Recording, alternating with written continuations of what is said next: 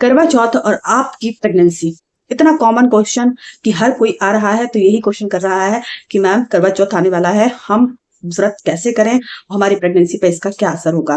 तो आज मैं आपको इस वीडियो के माध्यम से बताना चाह रही हूँ कि किन लोगों को करवा चौथ के समय पे व्रत करना चाहिए, किन लोगों को इससे समस्या है, इससे जुड़ी रिचुअल्स क्या है, आपको करवा चौथ का जो दिन है उसमें चंद्रमा का समय क्या है, आपको क्या क्या सावधानियां रखनी चाहिए और किन लोगों को व्रत नहीं रखना चाहिए, और मैंने अपनी प्रेगनेंसी के दौरान करवा चौथ का व्रत किस प्रकार किया, सारी बातें आज मैं आपको इस वीडियो के माध्यम से बताने जा रही हूँ। सो आप वीडियो को पूरा देखें, और जो लोग प्रेगनेंसी के दौर से गुजर रहे हैं उनके लिए वीडियो बहुत ही लाभदायक हो सकता है। प्रेगनेंसी से संबंधित टिप्स को जानने के लिए मेरे चैनल को सब्सक्राइब कर लीजिए, ज्यादा से ज्यादा लोगों को जानकारी शेयर कीजिएगा जिससे उनको ये जानकारी अच्छी तरीके से समझ में आ सके।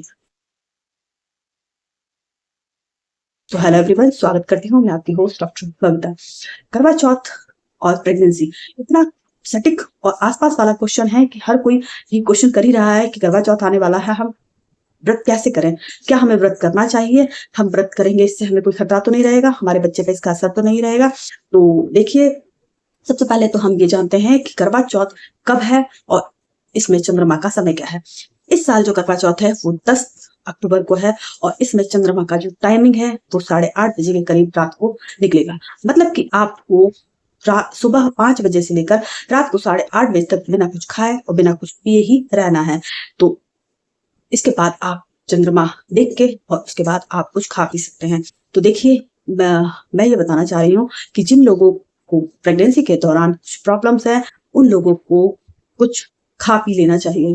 अब आप बोलेंगे मैडम आप ये कैसी बातें कर रही हैं, हमारे यहाँ ऐसा रिचुअल नहीं है, हमको तो व्रत करना ही है। तो देखिए, मैं ये बताना चाह रही हूँ कि करवा चौथ में आपको इस बात का ध्यान रखना है कि आप पानी नहीं पीते हैं तो आपके बेबी को प्रॉब्लम हो सकती है। जिन लोगों का पूरा पूरा टाइम चल रहा है, मतलब 8वां या 9वां महीना चल रहा है, उन लोगों के लिए ये टाइम थोड़ा सा रिस्की हो सकता है। क्योंकि जो बेबी होता है वो फ्लूइड में होता है, और अगर आप पानी नहीं पीते हैं इससे आपका बेबी है वो प्रभावित हो सकता है। तो आपको क्या है, पानी पीना बहुत ही आवश्यक है, और इसके साथ में आपको थोड़ा सा खाना भी चाहिए।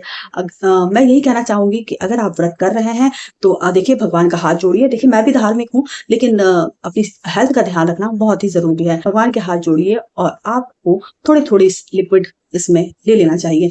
मैंने अपनी प्रेगनेंसी के टाइम पे मैंने खुद भी पानी और चाय पी ली थी, साथ में मैंने लिक्विडी जो जूस होता है वो भी लिया था। तो आपको मैं यही सजेशन दूंगी कि आप अपने व्रत के दौरान पानी और जो लिक्विडी चीजें हैं उसका उपयोग जरूर करें। आपको क्या है कि जैसे 3-3, 4-4 घंटे का ऐसा एक शेड्यूल बना लें, उस शेड्यूल में आप इस तरीके की चीजें लीजिए। साथ में आप दवाइयां जो खा रही हैं उसको जरूर ले लीजिए। इसके साथ में जिन लोगों की बहुत ही हाई रिस्क प्रेगनेंसी है उनको अपने डॉक्टर से मिलना चाहिए, उनसे बात करनी चाहिए। अगर उनकी हाई रिस्क प्रेगनेंसी है तो उनको ये व्रत नहीं करना चाहिए, क्योंकि उनकी हाई रिस्क प्रेगनेंसी है, उनको कोई भी जो क्रिटिकल कंडीशन है वो हो सकती है, तो इसलिए आपको ये व्रत अवॉइड करना चाहिए। बहुत से लोग ऐसे होते हैं जिनके हाथ बोलते हैं कि नहीं हमारे यहाँ मानेंगे नहीं, हमें व्रत करना ही है। तो उनको मैं यही सजेशन देना चाहूंगी कि आपको कुछ कुछ अंतराल पे थोड़ा लिक्विडी आइटम ले लेना चाहिए और कुछ हल्का फुल्का फलार खा लेना चाहिए। जैसे कि आप फ्रूट्स ले सकते हैं, आप कुछ फलारी आइटम खा सकते हैं। तो ये टोटली आपके ऊपर डिपेंड करता है। क्योंकि प्रेगनेंसी एक बहुत ही खूबसूरत जर्नी है, और व्रत के दौरान अगर आप कुछ नहीं खाते पीते हैं तो आप ये समझ रहे हैं कि आप अपने शरीर का तो ठीक है, लेकिन आपके अंदर एक नन्ही सी जान भी पल रही है, उसको भी नुकसान हो सकता है। तो आपको क्या करना है कि आप व्रत रखिए, आप भगवान का नाम लेके हाथ जोड़िए और व्रत रखिए, लेकिन आप थोड़ा 3-3, 4-4 घंटे पे थोड़ा थोड़ा लिक्विड आइटम लेते रहिए, कुछ फ्रूट्स वगैरह खाते रहिए। इससे क्या है कि आपका व्रत भी हो जाएगा, आपको किसी प्रकार की कोई परेशानी भी नहीं होगी।